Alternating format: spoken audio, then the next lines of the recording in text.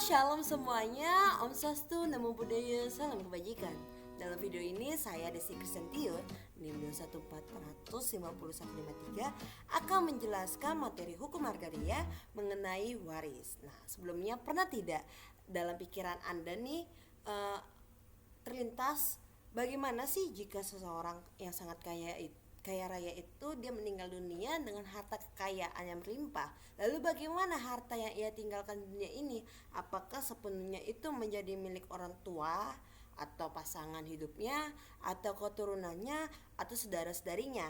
Dan pernah tidak kalian nih, Anda nih mendengar kata waris atau warisan ketika seseorang itu meninggal dunia? Nah, kalau saya sendiri pernah, bahkan cukup sering nih mendengar kata waris atau warisan, apalagi kalau sedang kumpul-kumpul keluarga. Dan mengenai pertanyaan yang tadi tentang orang kaya raya yang meninggal dunia, itu juga pernah terlintas dalam pemikiran saya sebelum saya memahami dan mempelajari mengenai waris. Nah, menurut KBBI atau Kamus Besar Bahasa Indonesia, waris merupakan orang yang berhak menerima harta pustaka dari orang yang telah meninggal. Nah, sedangkan pewaris ini merupakan orang yang mewariskan, berarti memberikan harta warisan kepada yang mewarisi atau orang yang mendapatkan hak waris, atau sering kita dengar dengan kata ahli waris. Nah, lalu apa itu yang dimaksud dengan warisan? Nah, warisan merupakan segala sesuatu peninggalan. Ini bisa berupa aset, tapi bisa juga berupa utang yang ditinggalkan oleh pewaris atau orang yang sudah meninggal dan diwasiatkan kepada ahli waris. Nah, wujud warisan tersebut dapat berupa harta. Nah, hartanya ini biasanya bisa berupa harta bergerak dan harta yang tidak bergerak. Nah, termasuk juga utang juga diwarisi dari pewarisnya ini, utang atau suatu kewajiban ya. Nah, harta yang bergerak ini contohnya itu seperti kendaraan, logam mulia, sertifikat deposito dan lain sebagainya. Sedangkan harta tidak bergerak ini contohnya ini seperti rumah, tanah dan lain-lain. Nah, utang ini seperti kita utang, bukan kita ya, mungkin mereka ya. Utang kepada pihak saudara, kepada pihak bank dan lain sebagainya. Jadi ternyata warisan ini tidak selalu dengan hal-hal yang indah saja ya, yang dapat mensejahterakan yang mewarisinya. Namun bisa juga berupa tanggung jawab yang belum selesai, yang harus diselesaikan terlebih dahulu oleh ahli warisnya. Yang berarti warisan ini tidak hanya dapat menyelesaikan masalah, tapi juga bisa nambah masalah dalam keluarga besar terutama. Hal tersebut bisa terjadi karena perbedaan suatu pendapat mengenai pembagian tanggung jawab hingga pembagian harta waris. Nah, mengenai waris di Indonesia sudah ada nih 3 hukum yang mengaturnya. Yang pertama adalah hukum waris Islam, kedua hukum waris perdata, dan yang ketiga adalah hukum waris adat. Nah, pada hukum waris Islam ini diatur dalam KHI atau komplikasi hukum Islam. Nah, ini diatur dalam pasal 171 ayat A. Dapat dipahami bahwa yang dimaksud dengan hukum kewarisan adalah hukum yang mengatur pemindahan hak pemilikan harta peninggalan atau tirka pewaris, yang menentukan siapa-siapa saja nih yang menjadi ahli waris dan bagian-bagiannya dari masing-masing. Nah, pembagian waris dalam hukum Islam ini dibagi berdasarkan bagian masing-masing ahli waris yang sudah ditetapkan besarannya gitu. Namun warisan dalam hukum waris Islam ini dapat dibagi berdasarkan wasiat kepada orang lain atau suatu lembaga dengan ketentuan pembagian wasiat paling banyak sepertiga dari harta warisan, kecuali semua ahli waris menyetujuinya. Nah, dalam besaran pembagian ahli waris berdasarkan hukum Islam ini diatur dalam pasal 176 sampai dengan 185 KHI. Sedangkan dalam hukum waris perdata, waris ini dibagi dari beberapa golongan, yaitu dibedakan menjadi 4 golongan. Yaitu golongan pertama. Nah, golongan ini adalah suami atau istri dan atau anak keturunan dari pewaris yang berhak menerima warisan. Sedangkan golongan yang kedua adalah golongan ini mereka yang mendapatkan warisan bila mana si pewaris ini belum mempunyai suami atau istri dan anak. Dengan demikian yang berhak adalah kedua orang tua, saudara dan atau keturunan yang keturunan saudara dari pewaris ini. Nah, kemudian golongan yang ketiga, dalam golongan ini pewaris ini mempunyai saudara kandung sehingga yang mendapatkan waris adalah keluarga dalam garis lurus ke atas, baik itu dari garis keturunan ibu maupun garis keturunan ayah. Yang keempat, golongan keempat adalah golongan ini yang berhak menerima warisan adalah keluarga yang sedarah dalam garis atas yang masih hidup. Mereka ini mendapatkan setengah bagian, sedangkan ahli waris dari garis yang lain yang derajatnya paling dekat dengan pewaris mendapatkan setengah bagian dari sisanya. Nah, beda lagi nih dalam hukum waris adat. Nah, itu merupakan hukum lokal suatu daerah atau suatu suku tertentu yang berlaku, diyakini dan dijalankan oleh masyarakat dari daerah tersebut. Berdasarkan hukum waris adat, dikenal beberapa macam sistem pewaris, yaitu sistem waris keturunan.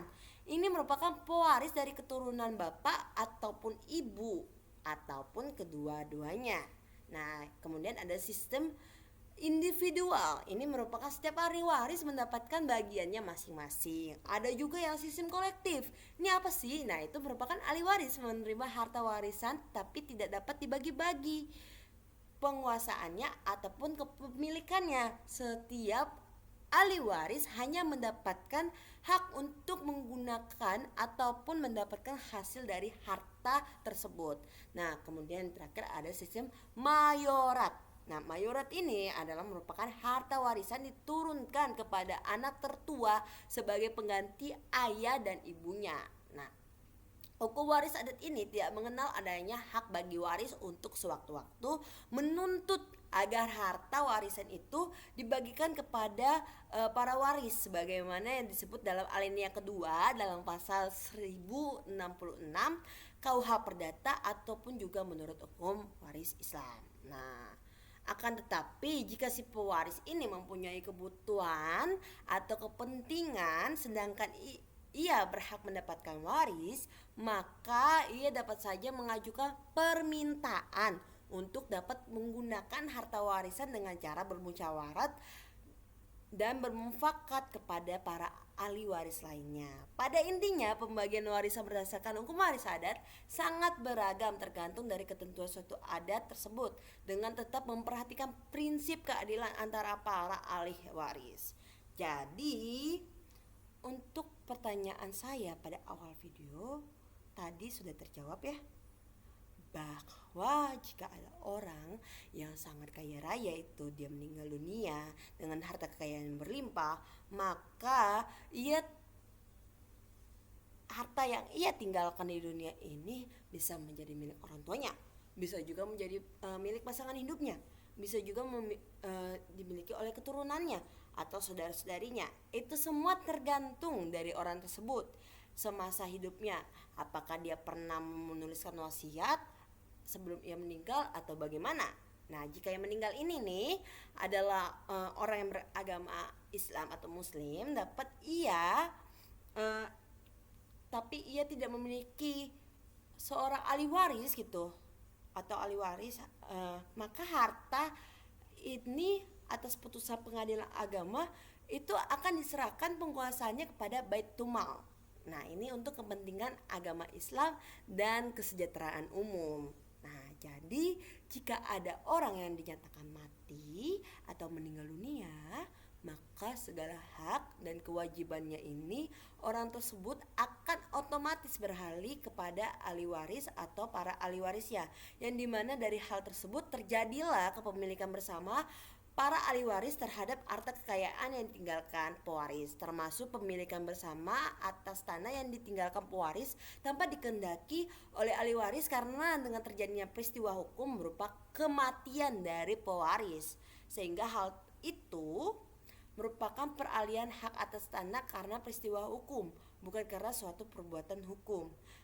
Sesuai ketentuan hukum waris, jika seseorang pewaris meninggal dunia, maka segala hak dan kewajibannya di bidang hukum harta kekayaan akan beralih kepada ahli waris atau ahli-ahli waris yang kemudian dikenal dengan asas seisme sebagaimana ditentukan dalam pasal 833 KUH Perdata, sehingga dengan demikian dengan meninggalnya seseorang maka harta kekayaan seseorang yang meninggal dunia beralih menjadi milik para ahli waris yang ditinggalkannya ini. Nah, asas umum dalam pewarisan tersebut hanya dapat dikesampingkan jika si pewaris ini pada saat meninggalnya itu meninggalkan suatu surat wasiat. Untuk membuktikan siapa-siapa saja yang menjadi ahli waris dari pewaris, maka akan dibuat surat keterangan waris atau surat akta keterangan waris. Nah, pasal 20 ayat 2 UU PA menyatakan hak milik atas tanah dapat beralih dan dialihkan kepada pihak lain. Jika penerima warisan hanya satu orang, maka pendaftaran peralihan hak tersebut dapat dilakukan kepada orang tersebut berdasarkan surat tanda bukti sebagai ahli waris. Nah, proses ini untuk melakukan pendaftaran tanah, peralihan data karena peralihan hak melalui waris sehingga dapat balik nama sertifikat, ini dapat beberapa proses nih. Yang pertama itu kita harus membuat surat kematian, surat keterangan kematian lah ibaratnya gitu ya. Dibuat ini bisa dibuat oleh kelurahan, tapi jika misalnya perkawinan ini dicatat dalam catatan sipil, dapat dibuat akta kematian yang dibuat oleh dinas Dukcapil yang ada pada tingkat kota ataupun kabupaten. Kemudian setelah kita membuat surat kematian, kita juga harus membuat surat tanda bukti ahli waris. Nah, ini bisa berupa dalam bentuk notaris. Tapi jika terletak di tanah tersebut, tempat tersebut itu di desa, cukup keterangan waris dibuat kelurahan agar dapat didaftarkan pada kantor pertanahan. Kemudian setelah kita sudah membuat suratnya tadi, kita juga harus membayar pajak atau BPHTB yang merupakan biaya perolehan hak atas tanah dan bangunan karena pewarisan, atau BPHTB waris atau PBB atau pajak bumi bangunan selama 10 tahun ke belakang. Nah, kemudian barulah kita balik nama keseluruhan ahli waris. Nah, jika ahli waris ini lebih dari satu orang, maka dapat membuat APHB atau akta pembagian hak bersama di hadapan penjabat pembuat akta tanah atau disingkat dengan PPAT. Nah, dan para ahli waris ini hendak mengakhiri pemilikan yang bersama yang terikat tersebut, maka mereka dapat melakukan pemisahan dan pembagian warisan dengan membuat akta pemisahan dan pembagian waris. Pemilikan bersama yang terjadi karena pewarisan ini merupakan pemilikan bersama yang terikat atau gebendum mede eigendom. Nah, hal-hal tadi nih diatur dalam Undang-Undang Nomor 23 Tahun 2006 tentang Administrasi Kependudukan sebagaimana telah diubah dengan Undang-Undang Nomor 24 Tahun 2013 tentang perubahan atas Undang-Undang Nomor 23 Tahun 2006 tentang Administrasi Kependudukan. Kemudian ada juga diatur dalam Peraturan Pemerintah Nomor 24 Tahun 1997 tentang pendaftaran tanah. Kemudian dalam Peraturan Pemerintah Nomor 111 Tahun 2000 tentang pengenaan biaya perolehan hak atas tanah dan bangunan karena waris dan iba wasiat, dan Peraturan Menteri Negara Agraria atau Kepala Badan Pertahanan Nasional Nomor 3 Tahun 1997 tentang ketentuan pelaksanaan Peraturan Pemerintah Nomor 24 Tahun 1997 tentang pendaftaran tanah. Jadi, tadi saya telah menjelaskan mengenai proses untuk melakukan pendaftaran tanah, peralihan data karena peralihan hak melalui waris sehingga dapat balik nama sertifikat.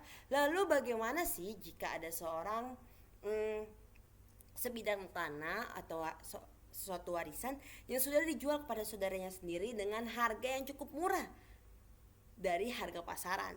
Namun setelah 3 tahun tanah tersebut dijual lagi ke orang lain dengan mendapatkan harga 4 kali lipat lebih mahal. Apakah saudaranya yang lain ini masih berhak mendapatkan keuntungan dari tanah tersebut? Nah, untuk itu perlu kita pahami lagi nih, bahwa dalam jual beli tanah itu tidak ada patokan harga jual beli yang harus diikuti. Pemilik tanah bebas menjual tanahnya dengan seharga berapapun.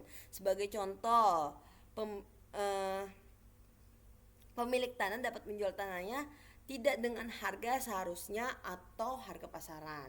Hal ini dapat dilihat dari ketentuan mengenai nilai pengalihan hak atas tanah terkait pajak penghasilan dalam pasal 2 ayat 2 Peraturan Pemerintah Nomor 34 Tahun 2016 tentang pajak penghasilan atas penghasilan dari pengalihan hak atas tanah dan atau bangunan dan perjanjian perikatan jual beli atas tanah dan atau bangunan berserta perubahannya PP 34 garing 2016 sebagai berikut. Pasal 2 PP 34 garing 2016 ayat 1, besarnya pajak penghasilan dari pengalihan hak atas tanah dan atau bangunan sebagaimana dimaksud dalam pasal 1 ayat 1 huruf A adalah sebesar 2,5% dari jumlah bruto atau pendapatan kasarnya gitu loh, kotornya, nilai dari pengalihan hak atas tanah dan atau bangunan selain pengalihan hak atas tanah dan atau bangunan berupa rumah sederhana atau rumah susun sederhana yang dilakukan oleh wajib pajak yang usaha pokoknya itu melakukan pengalihan hak atas tanah dan atau bangunan. Ayat 2 ini nilai pengalihan hak atas tanah dan atau bangunan sebagaimana dimaksud dalam ayat 1 adalah A. Nilai berdasarkan keputusan pejabat yang berwenang dalam hal pengalihan hak kepada pemerintah. B. Nilai menurut risal lelang dalam hal pengalihan hak sesuai dengan peraturan lelang atau Federal Reglement Statute tahun 1908 nomor 189 berserta perubahannya. Kemudian C, nilai yang seharusnya diterima atau diperoleh dalam hal pengalihan hak atas tanah dan atau bangunan dilakukan melalui jual beli yang dipengaruhi hubungan istimewa selain pengalihan sebagaimana dimaksud dalam huruf A dan huruf B.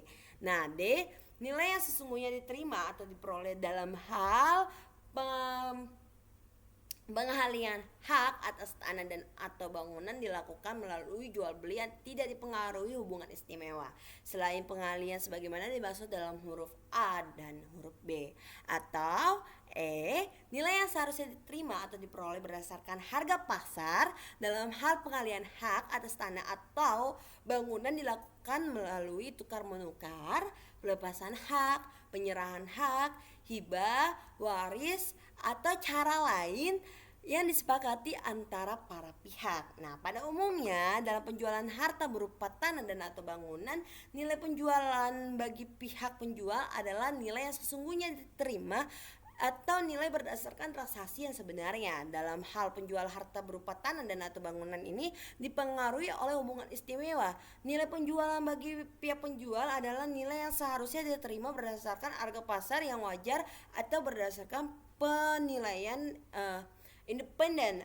Adanya hubungan istimewa antara pembeli dan penjual dapat menyebabkan harga penjualan menjadi lebih besar maupun bisa menjadi lebih kecil dibandingkan dengan jika penjualan tersebut tidak dipengaruhi dengan hubungan istimewa. Oleh karena itu dalam ketentuan ini diatur bahwa nilai penjualan harta berupa tanah dan atau bangunan bagi penjual adalah jumlah yang seharusnya diterima. Dari hal tersebut dapat kita lihat bahwa harga penjualan tanah ditentukan bebas oleh si penjual tanah. Bisa mengikuti nilai yang seharusnya diterima berdasarkan harga pasar yang wajar atau di bawahnya. Akan tetapi PP 34 garing 2016 telah mengatur ketentuan nilai mana yang harus digunakan sebagai dasar penghasilan sebagai dasar pajak penghasilan. Nah, dan untuk keuntungan saudaranya yang lain sudah tidak berhak lagi nih mendapatkan keuntungan dari tanah tersebut. Hak atas tanah yang tersebut beralih menjadi milik saudara yang telah membeli tanah itu sebelumnya. Sebab berdasarkan pasal 5 Undang-Undang Nomor 5 Tahun 1960 tentang Peraturan Dasar Pokok-pokok hukum agraria yang berlaku di Indonesia adalah hukum adat sepanjang tidak bertentangan dengan kepentingan nasional dan negara. Dalam hukum adat, jual beli tanah itu bersifat terang dan tunai. Nah, terang dan tunai ini apa sih? Nah, terang ini berarti jual beli tersebut dilakukan di hadapan pejabat umum yang berwenang. Dalam hal ini penjabat itu adalah penjabat pembuat akta tanah atau PPAT. Sedangkan yang dimaksud dengan tunai itu berarti adalah hak milik beralih ketika jual beli tanah tersebut dilakukan dan jual beli tersebut telah selesai pada saat itu juga, sehingga karena tanah tersebut telah dilakukan dan jual beli telah selesai pada saat itu juga, maka tanah tersebut telah menjadi milik saudaranya yang membeli tanah itu di awal. Maka saudara yang lainnya tidak mempunyai hak apapun atas tanah tersebut, termasuk tidak mempunyai hak untuk meminta keuntungan dari penjual tanah antara saudara yang membeli tanah itu di awal dengan pihak ketiga. Keuntungan tersebut secara hukum sepenuhnya adalah milik saudara yang membeli tanah tersebut di awal sebagai pemilik tanah tersebut. Nah, bagaimana nih jika ada seseorang yang dahulunya warga negara Indonesia, kemudian ia merubah kewarganegaraannya menjadi warga negara asing atau WNA yang sudah lebih dari 1 tahun dan ternyata ia merupakan ahli waris dari pewaris yang berkewarganegaraan Indonesia? Apakah seorang itu berhak atau boleh menerima berupa tanah dan atau bangunan yang berstatus hak milik dalam arti rumah atau tanah? Tentu saja, seorang warga negara asing boleh menerima warisan berupa tanah dan atau bangunan yang berstatus hak milik. Dalam hal ini bisa berupa rumah ataupun tanah. Tapi dalam kurun waktu 1 tahun, warga negara asing tersebut harus mengalihkan hak atas tanah dan atau bangunan tersebut kepada orang lain yang berkewarganegaraan Indonesia. Meskipun demikian, ahli waris yang berstatus warga negara asing ini tetap bisa mendapatkan warisan dan tetap berhak atas bagian waris, tetapi tidak untuk memiliki itu gitu loh. Ahli waris tersebut hanya berhak untuk mengambil sejumlah nilai atau harga yang sama atas barang yang menjadi bagian warisnya. Misalnya dapat dengan cara melakukan jual beli atas tanah hak milik yang kemudian subjek hukum yang diperoleh untuk memiliki hak atas tanah itu kemudian itu menghasilkan dari jual beli tersebut dibagikanlah kepada ahli waris yang berkewarganegaraan asing tersebut. Dan apabila ahli waris berkewarganegaraan asing ini masih ingin tetap memiliki tanah tersebut, maka ahli waris berkewarganegara asing atau atau WNA ini dapat melakukan penurunan hak atas tanah tersebut menjadi hak pakai. Berikut contoh surat keterangan ahli waris yang dibuat dari kecamatan. Yang ini merupakan contoh dari surat kuasa ahli waris. Ini contoh surat keterangan wasiat dari notaris. Ini juga contoh surat keterangan ahli waris. Nah, demikianlah penjelasan materi dari saya. Semoga dapat dimengerti, dipahami, dan berguna untuk kita semua. Terima kasih, mohon maaf, dan sampai jumpa.